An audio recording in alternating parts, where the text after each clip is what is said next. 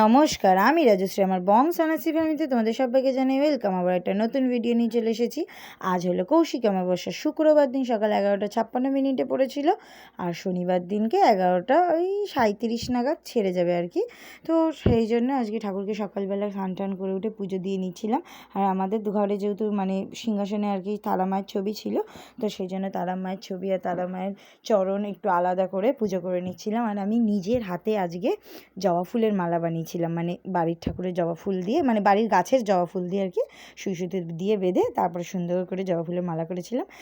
ছোট্টর মধ্যে মালা করেছিলাম, যেহেতু ছোট্ট ঠাকুর আমাদের, সেই জন্য ছোট্টর মধ্যে মালা করেছিলাম। তো সেই জন্যই আর কি পুজো দিয়ে নিচ্ছিলাম। হরে কৃষ্ণ কৃষ্ণ কৃষ্ণ হরে হরে, হরে রাম রাম রাম হরে হরে, হরে কৃষ্ণ কৃষ্ণ কৃষ্ণ হরে হরে, হরে রাম রাম রাম হরে হরে। তারপর দুপুরবেলা মামা চলে এসেছিলো। মামা তো গেছিলো বুধবার দিন তারাপীঠ, তো স্বয়ং বৃহস্পতিবার দিন তারাপীঠে পুজো দিয়েছিল। মাকে দর্শন করে এসে শুক্রবার দিন আমাদের জন্য প্রসাদ নিয়ে এসেছিলো। তা আমরা একটু প্রসাদ খেয়ে দিয়ে তারপরে আজকে যেহেতু ভাত খাবো না, চালের জিনিস খাবো না, মা বললো, সেই জন্য মা করেছিল ছোলার ডাল। আর আমি ভেবেছিলাম লুচি করব, কিন্তু মা বললো না, লুচি খেতে হবে না, অত তেল পুড়িয়ে, তাই জন্য পরোটা করা হলো। মাই করে দিল এই ত্রিভুজ পরোটাগুলো, মাই করে দিল। কী সুন্দর দেখতে লাগছে না? হ্যাঁ, লাড্ডু ছিল ঠাকুরের প্রসাদ হিসাবে। তো প্রথমেই ভাই আর সঞ্জিতকে দিয়ে নিল, তারপর আমি আর মা পরে খেয়ে নিলাম। সঞ্জিতা আজকে খাইনি চালের জিনিস, ভাইও আজকে খাইনি চালের জিনিস, বেচারা যখন বাড়িতেই রয়েছে, নিরামিষ খেতেই হবে যখন। তা আমি একটু একটা পরোটা দিয়ে টেস্ট করে দেখছিলাম, বেশ ভালোই হয়েছিল খেতে। আর মা রান্না করেছে, ভালো হবে না এটা তো হতেই পারে না। যাই হোক, সন্ধ্যেবেলা কিছু কাজকর্ম ছিল, সেগুলো করে রাত্রিবেলা আবার খেতে বসলাম। হ্যাঁ, ডালিয়ার খিচুড়ি, কারণ কি চালের জিনিস হবে না, তাই আলু ভেজেছিল আর ডালিয়ার খিচুড়ি করেছিল। তো ডালিয়ার খিচুড়িটা খুব ভালো হয়েছিল। আমার ভালো লাগে মাঝে মাঝে ডালিয়ার খিচুড়ি, প্রত্যেক দিন খেলে আমার ডালিয়া একদম ভালো লাগে না, কিন্তু মাঝে মাঝে ভালো লাগে। কিন্তু সঞ্জিত একদমই পছন্দ করে না। যাই হোক, রাত 11:30 বাজে, তখন একটু রেডি হয়ে নিয়েছিলাম ঠাকুর দেখতে যাবো বলে। আমাদের এখানে হিন্দমটর আর কন্যাগড়ে না অনেকগুলো পুজো হয়, প্রায় 10-15টার মতন তো পুজো হয়েই থাকে। সেই জন্যই একটু ঠাকুর দেখতে যাব। এই তো ঠাকুর দেখা শুরু হয়ে গেল। এই প্যান্ডেল হোপিং আমাদের শুরু হলো তারামা পুজো থেকে। প্রথমেই দেখে নিলাম বাড়ির সামনে তরুণ সংঘ মাঠে দুয়া.com-এর ঠাকুর। কী সুন্দর হয়েছে ঠাকুরটা না, ওরা বেদি করে নিয়েছে, অনেক বড় বেদি করে নিয়েছে, বেশ ভালো লাগছিল। তো ওখানে কিছু জনের সাথে দেখা হয়েছিলো, তাদের সাথে কথা বলে তারপরে আবার গেলাম। এটা হলো যেখানে আমি বড় ঠাকুরের পুজো দিই না, বড় বাবার আর মায়ের পুজো দিই, যেই মন্দিরে, ইটখোলা মন্দির, সেই মন্দিরের তরফ থেকে এইখানে তারামা পুজো হয়। এইখানেও প্রায় শুরু হয়ে গেছে পুজো, সব জায়গায় শুরু হয়ে গেছে, অনেক সকালবেলা থেকেই পড়েছে। কিন্তু তারামা পুজো যেহেতু রাত্রিবেলায় হয়, সেই জন্য রাত্রিবেলাতেই সবাই পুজো করছে। আর এইটা ছিল টিপু মামার পাড়া, বলবো না, টিপু মামার এটা ছোটোবেলাকার পুজো, অনেক বছরের, তো সেই সূত্রেই আসা। মা এখানে ছিল, মাও সেজে গুজে এসে দেখেছেন। অনেকটা দূরে ছিল, ওখানে ভিতরে ঢোকা যাচ্ছে না, কারণ পুষ্পাঞ্জলি হচ্ছিল। তারপরে এই যে আমি, বুম্বা আর সঞ্জিত গাড়িতে ছিলাম, আমাদের গাড়িতে। তারপরে চেঞ্জ করে আমি মামার গাড়িতে গেলাম। তারপরে বুম্বা আর সঞ্জিত গেছিলো তেল ভরতে। ও তেল ভরতে গেছিলো, আবার টার্ফে ওকে খেলাও দেখাতে নিয়ে গেছিলো, পরে এসে শুনলাম। যাই হোক, তারপরে এটা হলো ভাইদের পাড়ায় ছিল ঠাকুর।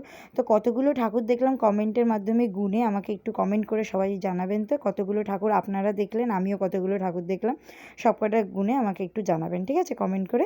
তারপরে এইখানে ঠাকুর দেখতে এলাম। এইটা এলাম আমরা ওই পারে প্রথমেই এই ঠাকুরটা পড়ে, তারামা ঠাকুর। এখানে সবাই কী সুন্দর উপোস টুপোস করে অঞ্জলি দিচ্ছে, দেখতে ভাল লাগে বেশ। রাত্রিবেলা পুজো হলো একটা আলাদাই মজা, তাই না? তারপরে এইখানে প্যান্ডেলে আবার লাইটিংও লেগেছে, দেখেছেন আমাদের কন্যাগড়ে কত সুন্দর করে পুজো হয়। এটা কন্যাগড়ের ওই পার, ওই নবগ্রামের দিকটা আর কি, বাসাই কলোনি ওই পাশের দিকটা আর কি।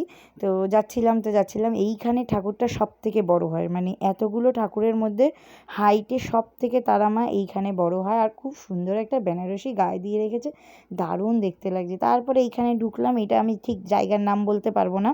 যাই হোক, এইগুলো প্রত্যেক বছরই আমরা দেখি, এইগুলো দেখার জন্যই রাত্রিবেলায় বেরোনো। আর তারামা পুজো যেহেতু রাত্রিবেলা হয়, তো এই বছর, প্রত্যেক বছর আমাদের পার্টনার অন্য কেউ থাকে। এই বছর পার্টনার ছিল আমি, সঞ্জিত আর সমু, তো একদম ফিক্সড। আর তারপরে ছিল সাহেব মামা, তারপর প্রশান্ত মামার বউ আর প্রশান্ত মামার মেয়ে। বললো চল দেখেই আসি, প্রশান্ত মামার ওইদিকে গেছিলাম, তারপরে বললো চল দেখেই আসি, তাই ওদেরকে নিয়েই চলে এলাম। আর এই দেখো বাবু গোপালগুলো কী সুন্দর বসে আছে না। আগের বছরে আপনারা হয়তো দেখবেন এই বাবু গোপালগুলো, এটা হয়তো কারোর বাড়ির গোপাল, আমি ঠিক জানি না। আর এখানে স্বয়ং তারাপীঠ থেকে ঠাকুরমশাইরা এসে, পুরোহিতরা এসে এখানে পুজো করে। ওদের কথা ওখানে একজন বলল, তাই জানতে পারলাম। অনেকজনই আসে, প্রায় 10-15 জন মিলে আসে। আর এই আজকের গ্রুপে ছিল আমরা এই কয়জন, আর সমু ছিল। সমু ভিডিওতে আসেনি, কারণ কি ও দূরে দাঁড়িয়ে ছিল, ও তো খালি ঘুরতেই বেরিয়েছিল, ঠাকুর পুজো তো ওর মন নেই। তারপর এইটা ছিল হচ্ছে কালীতলা, মানে শকুন্তলা কালীবাড়ির আগে। তো এই দেখুন কালীতলার এখানে পাশে প্যান্ডেল হচ্ছে, দুর্গাপুজোর প্যান্ডেলও শুরু হয়ে গেল। আর একটা মাসও বাকি নেই মহালয়া আসতে। পুজো পুজো পুজো পুজো আসতে আসতে এটাই আনন্দ, এসে গেলেই চলে যায়, আমি দেখেছি। তারপর এইখানে হচ্ছে মন্দির প্রতিষ্ঠা, এটা হচ্ছে কন্যগড়, একদম শকুন্তলা কালীবাড়ির সামনেই, মায়ের সামনেই এই তারা মা অবস্থিত। তারপর এইটা হচ্ছে ওই যে সঙ্গশ্রী মাঠের পাশেই এইটা, মানে মধুদের বাড়ির সামনে। এখানে ভোগ দিচ্ছিল, বললো একটু ভোগ নিয়ে যাও। ওদের সবে পুজো শেষ হয়েছিল, তারপর আমরা একটু সবাই মিলে ভোগ খেয়ে নিচ্ছিলাম। আমি তো আগে নমস্কার করেই ভোগটা খাই, যে কোনো প্রসাদ আগে নমস্কার করেই খাই। তারপরে এই যে সঞ্জিত আর হাত লাগালো না, কারণ কি জল একদম অল্প ছিল, সেই জন্য হাত লাগালো না। আর এই দেখো সমু এগিয়ে আসবে না, কিন্তু মন্দিরের জন্য এগিয়ে আসবে না, একটু পুনম ঠুনম এইসবের কিছু বালাই শাট নেই ওর। কিন্তু হ্যাঁ, প্রসাদ খেতে বলো তখন ও খাবে, হ্যাঁ তখন ওকে হাতে দিয়ে আবার খাইয়ে দিতে হবে, এমনি সেমনি করে খাবে না। বাবা মহারাজা এরা খুব ভিআইপি মানুষ, ব্যস্ত মানুষ, তো তাই তাদের হাতটা আর মানে ভরাবে না, এই আর কি। আমাকে দিয়েই খাওয়াবে, আমার কাছ থেকেই খাবে, আবার আমাকে দিয়েই খাওয়াবে, আবার বলবে এইভাবে দে ওইভাবে দে, পায়েস দিয়ে দে, তরকারি দিয়ে দে, অনেক কিছু ওদের ফ্যাকনা আছে, মা ও মা। তারপর ওকে বাড়ি ছেড়ে দিলাম, কারণ আর ঘোরার কিছু নেই। ওকে বাড়ি ছেড়ে দিয়ে এখন আমরা টিপু মামার ওখানে যাব। তারপর প্রশান্ত মামা বলে চল একটা আইসক্রিম খাই। আর এত রাত্রিবেলা আইসক্রিমের দোকান একমাত্র বুবাইদার দোকানই খোলা। ওই রিন্টুর সাথে দেখা গেল, মানে আমার ভাইয়ের সাথে। তো ও এসেছিলো, তারপর আমরা সবাই মিলে আইসক্রিম খেয়ে নিলাম। আমি চকলেটটা না নিয়ে আমি পেস্তাটা নিয়েছি, সবাইকে চকলেট কর্নারটা দিলাম, দিয়ে আমি পেস্তাটা নিলাম। আর প্রশান্ত মামার বউ মানে মামি রাবড়ি কুলফিটা নিয়েছিল। জানি না ওদেরটা কীরকম খেতে ছিল, কিন্তু আমারটা অতীব জঘন্য ছিল, এত বাজে খেতে ছিল কি বলবো, ইস একদম বাজে খেতে ছিল। আমার তো খেয়েই আমার মুখটা বেচাকার হয়ে গেল। তারপরে আমি গিয়ে এতগুলো টাকা, 50 টাকা দাম নিচে, নষ্ট করা যায়? আমি গিয়ে কাকে দিই অগত্যা সঞ্জিতকেই খাওয়াবো, আমি জানি। তারপর সঞ্জিতের আইসক্রিমটা আমি খেলাম, ওই চকলেটটা, তারপর ওকে দিলাম। ও বেচারা ভালো না হলেও খেতে হবে, কিছু করার নেই, পয়সা নষ্ট করা যাবে না।